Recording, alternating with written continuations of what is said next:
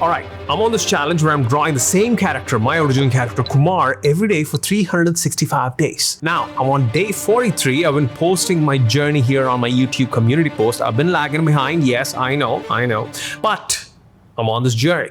And most of you guys have been asking me, broski, what is wrong with you? Why are you doing this? Why are you drawing the same thing every day, man? Are you out of ideas? Something's wrong with you? Well, something is wrong with me. Something strange happened to me last year, which made me realize that the key to mastering drawing or anything in life lies in doing one thing really well.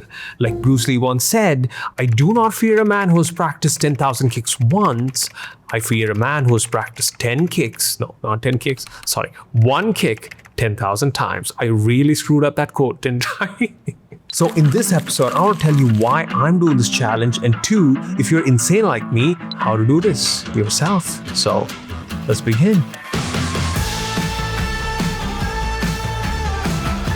Why am I doing this? The first reason is this. I want to master many things in life by mastering one thing. Like many artists, I also have shiny object syndrome, meaning I get distracted and just attracted towards multiple things, or the want to do multiple things at the same time. I'm like, I want to do character design, I want to do illustrations, I want to do comics, I want to do children's book, I want to do this cool painting which I saw online, I want to do these cool art projects, like so many bloody freaking things.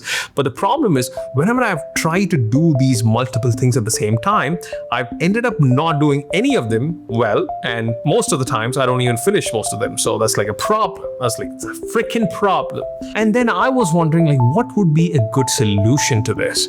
And then a little story from the past just knocked my freaking door and reminded me of what it means to do the right thing. So approximately 10 years ago, when I was a wee little lad, I actually wanted to learn drawing, right? I wanted to get better at drawing. Right now, I was attracted by many things, or wanting to draw and learn many things. But the problem was there were too many things to learn. There was like anatomy, perspective, life drawing, color theory, this, that, character design, blah, blah, blah, so many stuff. And I was like, man, what would it look like if it were simple? So I was like, I'm just gonna learn to draw heads. That's it. I want to learn to draw heads really well. And then I started practicing heads, and then I started drawing heads really well, and I started doing hundreds and hundreds and hundreds of heads. And weirdly, something happened. As I learned to draw these heads really well, I started seeing the same principles in other things, same forms, perspective, gesture, flow, design principles, and all these things and other things, which really led me to draw all the other things that I want. And I was like, there's something to this. And as dumb as I am, it takes me a long freaking time to learn the same damn lesson, even though I've learned it many times. So last year, I did a challenge where I drew every day for 365 days, like for 10 to 20 minutes a day. And I had a theme each month because I wanted to improve my drawing skills in the most effective way possible. So 10 to 20 minutes of daily practice, a theme every month, and I would just drill on that theme and I would just get better. And when I did that, I was like, holy crap, what if I just picked one thing and did that for the entire year? And that's when it clicked. I'm going to draw one thing, my character Kumar, because that's the thing that was in my head all the freaking time. I want to explore this character. I want to get better at drawing this character. I want to draw this character. This is one character, Kumar. And here's the thing. I'm not limiting myself. I'm actually using this character as a container, as a vehicle to practice forms, perspective, posing, anatomy, gesture. So all these things practiced through this one container. And that is what actually made me start this challenge, to master many things through one thing. Because here's the thing. I've noticed that the artistic creative types, including myself, I've seen this is like a big problem within me, which is we are attracted by so many different things. We seek different novel things in everything. We want to do many things, and that's actually a superpower because it helps you be creative. It helps you notice different things in life, connect the dots, and come up with something new which someone else would have not done in the first place. But what can be a superpower can also be a problem, a counterproductive thing that acts against you in achieving your goals. Because if you want to get good at something, it's very hard to get good at that thing if you have multiple things that's going on at the same time. And I had this problem, and the solution which I really found out was simplicity and consistency. Meaning, you have to choose a game or a vehicle which is simple enough for you to understand and explore, and you have to be consistent with it, meaning not just in you doing it, but consistently approaching the same container, the same vehicle. Think of an athlete. Let's say you want to become an athlete, right? You want to jump higher, run faster, swim and dunk and fight and do all these things. You want to be a physical specimen, like a machine. If you want to be that, you need to pick a game like basketball or swimming or ice skate or competitive eating. That's a kind of a different kind of a game. But the point is, you want to pick a game where you can employ these skills that you're trying to cultivate and practice them and get better. And here's the kicker.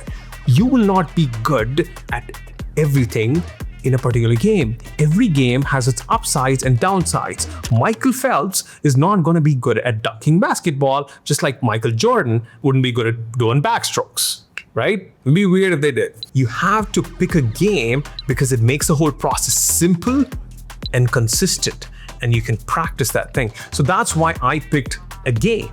And that game for me is character design. And I was like, I want to be more specific. Okay, Kumar. My character Kumar, which by the way, I made a comic, I made a character and a comic, and actually go ahead and read that.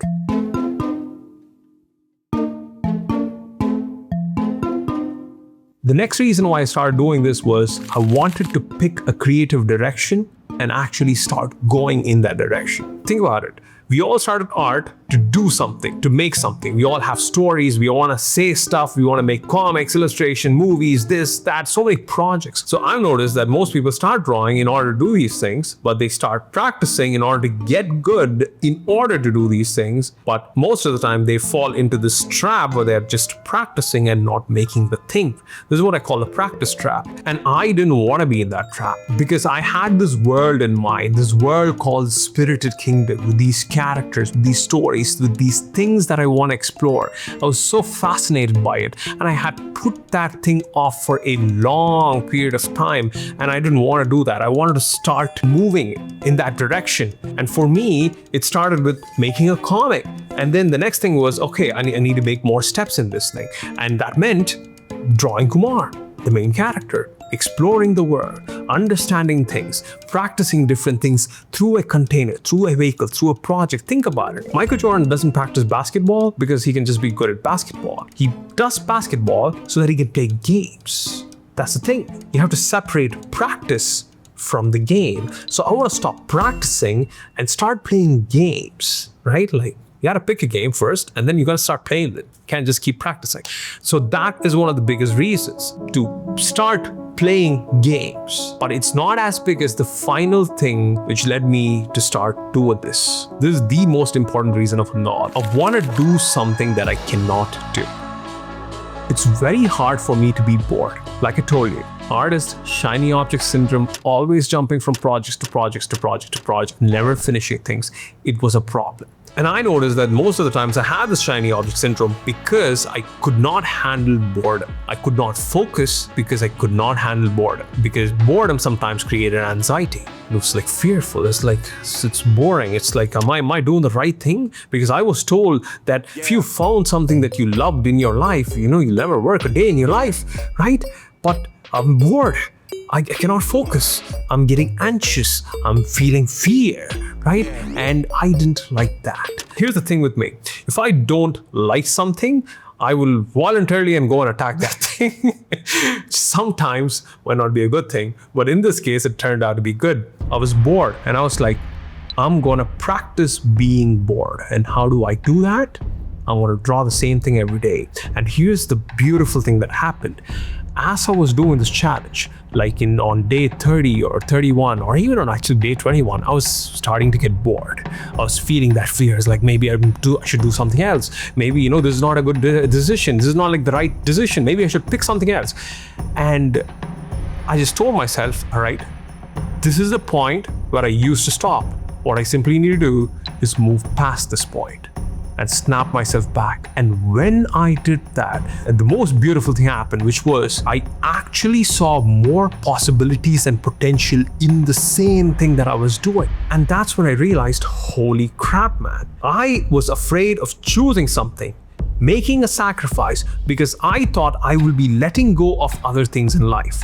But when in reality, when I just stuck with the same thing, the possibilities for doing everything opened within that same avenue. And that was the biggest unlock for me. And like, this is the reason I want to do this.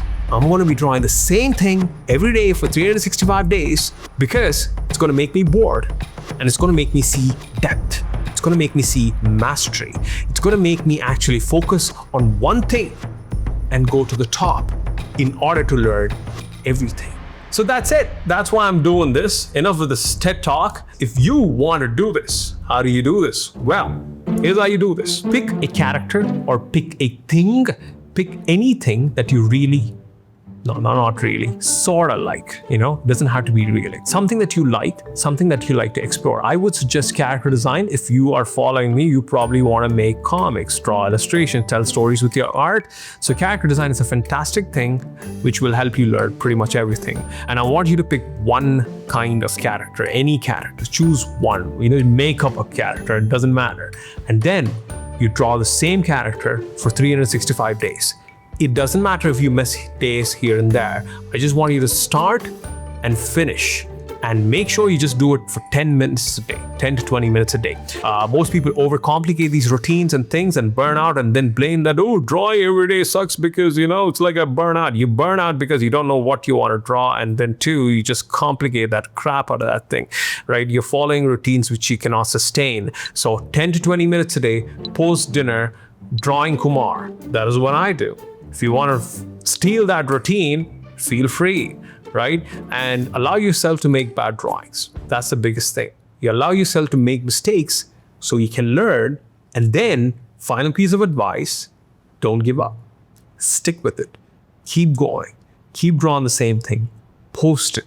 And at the end of 365 days, if it was all like not worth doing, it'll be fine.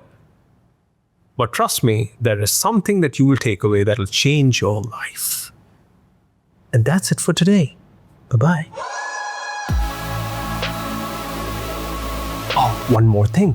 If you're wondering how to form a sustainable drawing habit without burning yourself out, check out my 100 Days of Sketching guidebook, which is like a challenge that I run every year where you just draw for 6 to 10 minutes a day for 100 days in order to form a habit. It's very simple. It gives you the right mindset in order to actually form a drawing habit that you can sustain. So check it out.